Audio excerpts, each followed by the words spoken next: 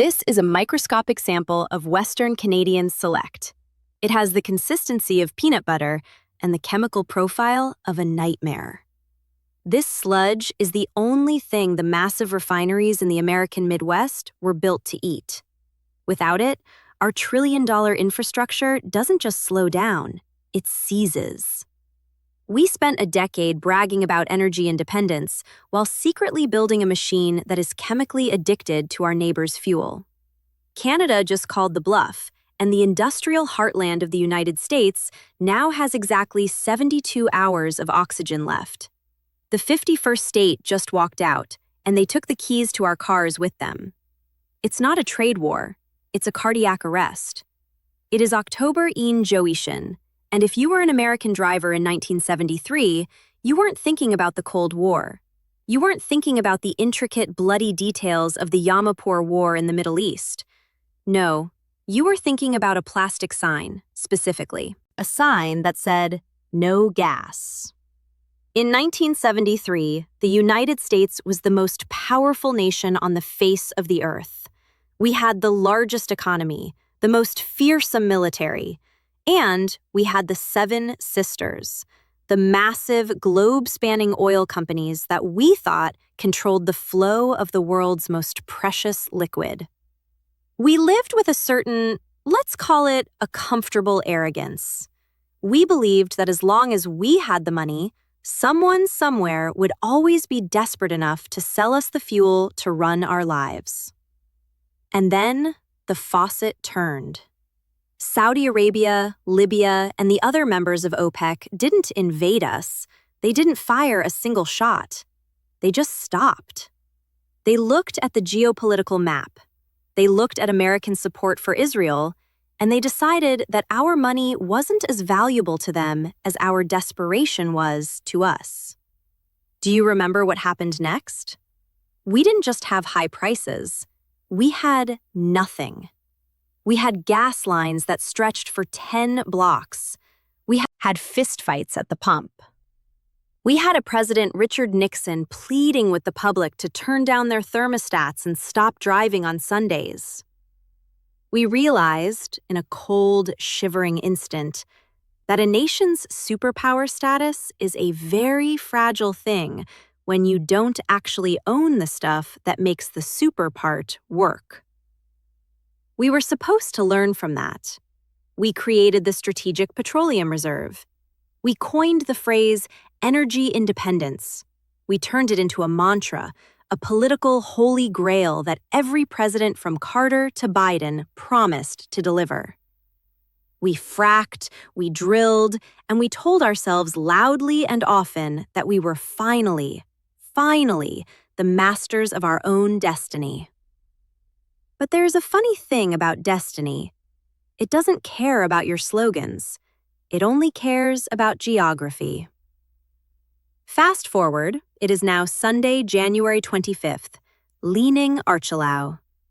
For the last few days, the headlines have been dominated by the political theater of Executive Order 109. It's a classic Washington power move, a 25% blanket tariff on our neighbor to the north. The logic, if you can call it that, was that Canada is essentially the 51st state, that they are the attic of the United States, that they are so dependent on us, so culturally and economically locked in, that they would never, could never, bite the hand that feeds them. The White House expected a phone call. They expected a polite Canadian request for a waiver. They expected them to fold. Instead, they snapped 48 hours ago. Ottawa didn't send a diplomat. They sent a technician to the valves of the Enbridge mainline. They stopped the trains. They invoked something called the National Strategic Reserve Act, and just like that October in 1973, the faucet didn't just tighten, it closed. And tonight, we're finding out that the energy independence we've been bragging about for a decade was a lie. We didn't become independent, we just became chemically addicted to a partner we decided to treat like a vassal. Tonight, we aren't just looking at a trade war. We are looking at a siege. And for the first time in a century, The United States is on the outside looking in. To understand why a 25% tariff on Canadian lumber and steel just triggered a cardiac arrest in the American Midwest. You have to stop thinking about oil as a single thing. You have to think about it like a specialized diet. If you go to a gas station in Chicago or Detroit tonight and the pump is dry, the person in the White House will tell you it makes no sense. They will point to the Permian Basin in Texas. They will tell you America is the largest oil producer on Earth. They will tell you we are energy independent. And they are technically correct about the volume, but they are fatally wrong about the chemistry. You see, the oil we frack in Texas is what the industry calls light sweet crude. It's thin, it's low in sulfur, and it's relatively easy to turn into gasoline. But here's the smoking gun of our current crisis. We don't have the refineries to process it. Back in the 1990s and early 2000s, when American oil production was cratering, we made a massive, multi-billion-dollar bet. We assumed American oil was a thing of the past. So our refineries, specifically the giants in the Midwest and the Gulf Coast, rebuilt themselves into massive, specialized digestive systems designed to eat one thing: heavy, sour sludge. This is the oil that comes from the Canadian oil sands. It's thick, it's viscous, it has the consistency of peanut butter. To process it, you need massive, expensive machines called cores and hydrocrackers that literally tear those heavy molecules apart. If you try to feed a Midwest refinery nothing but that thin Texas oil, the refinery doesn't just work faster, it malfunctions. It runs at 60% capacity. It fails to produce enough diesel for our trucks or jet fuel for our planes for 20 years. We have been chemically locked into Canada. We built a continent-wide machine that assumes the border doesn't exist. In the Midwest, the PADD 2 district refineries are 70% dependent on Canadian heavy crude. In the northern tier states like Minnesota and Wisconsin, that number hits 95%. When President Trump signed Executive Order 109, he thought he was taxing a competitor. He thought he was America firsting his way to a better deal. But he didn't realize he was taxing our own supply chain. He was taxing the very blood that keeps the Midwest's industrial heart beating. And here is where the nice guy move from Ottawa turns into a strategic checkmate. The White House assumed Canada had no choice. They assumed Canada was landlocked, that they had to sell to us at a discount because they had nowhere else to go. That used to be true.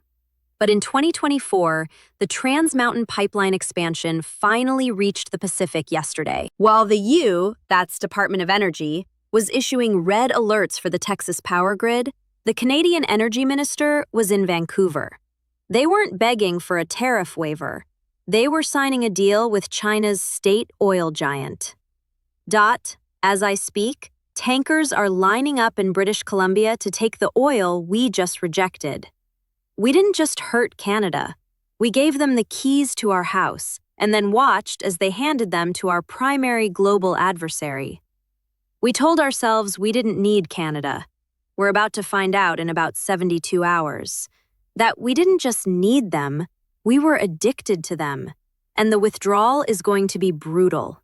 If you want to find the real smoking gun in this crisis, you have to look past the oil fields and the refineries. You have to look at a pink salt. You have to look at potash. Now, most people in this country have never given a second thought to potash. But if you have eaten a slice of bread, a bowl of cereal, or a hamburger today, you are a stakeholder in the potash market. It is the K in the NPK fertilizer that keeps industrial agriculture alive. And here is the receipt that should make every American consumer very, very nervous. According to the U Geological Survey's 2025 critical minerals list finalized just 2 months ago, The United States is effectively a non-player in the potash game. We produce a negligible amount in New Mexico and Utah. Meanwhile, a single Canadian province, Saskatchewan, produces nearly 1/3 of the entire world's supply. But it's not just about global percentages. It's about the dependency trap. Look at this document from the Fertilizer Institute dated March 2025. It states, and I quote, "Today, 85% of our potash imports come from Canada. Potash is an irreplaceable component of modern agricultural production."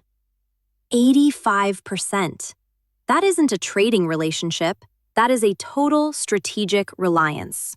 When the president signed Executive Order 109, he didn't just tax an import. He put a 25% surcharge on the very survival of the American farm. And Ottawa knew exactly where to strike. 48 hours ago, the Premier of Saskatchewan didn't just issue a press release. He issued an order to halt the trains. Why does that matter right now? Because as of late January 2026, we are exactly 10 weeks away from the spring planting window. American farmers in the Corn Belt don't have months of fertilizer sitting in their barns. They operate on a just-in-time delivery system.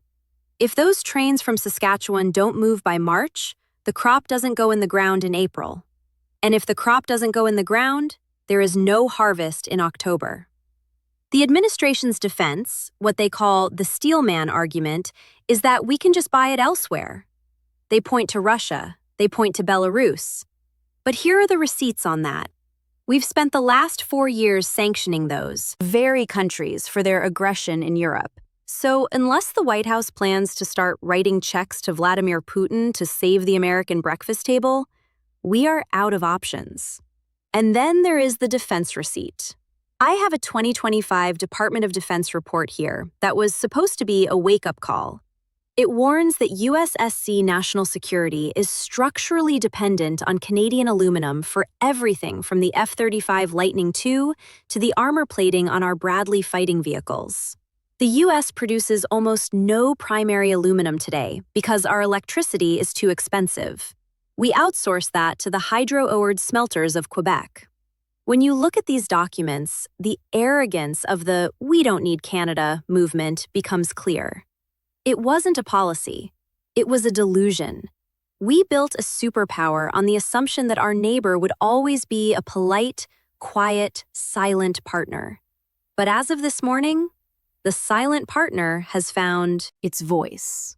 And it is telling us that the American empire is currently one missed fertilizer shipment away from a famine.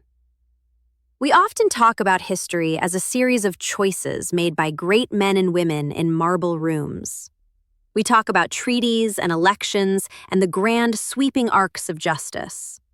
But tonight, as the Midwest sits in the dark and the price of a loaf of bread begins its climb toward the stratosphere, we are being reminded of a much older, much colder truth. Politics is a temporary weather pattern. Geography is destiny. For a century, we operated under the comfortable delusion that we could divorce ourselves from the physical reality of our own continent. We thought we could treat Canada like a vassal state, a quiet, snowy warehouse where we kept the spare resources until we needed them. We assumed that because they share our language, our culture, and our baseball teams, they were trapped in our orbit. But look at the 2026 calendar. We are currently staring down a midterm election cycle where the cost of living isn't just a talking point, it's a scream in Michigan and Ohio. The UAW isn't marching for higher wages tonight. They are marching for the existence of their factories. In the Corn Belt, the No Kings movement is gaining traction not because of ideology, but because farmers cannot put a crop in the ground without Canadian potash. This is the autarky delusion meeting the brick wall of reality. You cannot America first your way out of the fact that your fighter jets are made of Canadian aluminum and your nuclear grid is powered by Canadian uranium. And while we were busy chest-thumping about sovereignty, Canada was doing something we never expected. They were leaving. Mark Carney, the Canadian Prime Minister, stood in Davos just days ago and said the words out loud: "The old relationship is over." While we were looking at the border as a wall, Canada was looking at the Pacific as a door. The Pacific Gateway Initiative isn't just a trade deal. It is a declaration of independence from the American empire. If we don't fix this, if we don't realize that the border isn't a line, but a seam that holds the entire continent together, the damage won't just be economic, it will be structural. We are watching the formal global rewiring of the 21st century, where the United States is, for the first time, the country being left out of the room. We've spent decades spreading our influence across oceans, building bases in every corner of the globe. Yet, we forgot to secure our own backyard. We forgot that you cannot have a superpower without a super neighbor. There will be a phone call soon. There has to be. The math of the empty gas tank and the empty barn demands it. The White House will call it a goodwill gesture. They will call it a recalibration. But we will know what it really is: a blink. Because at the end of the day, Canadians can burn wood to stay warm and eat their own wheat. But Americans? Americans cannot eat iPhones.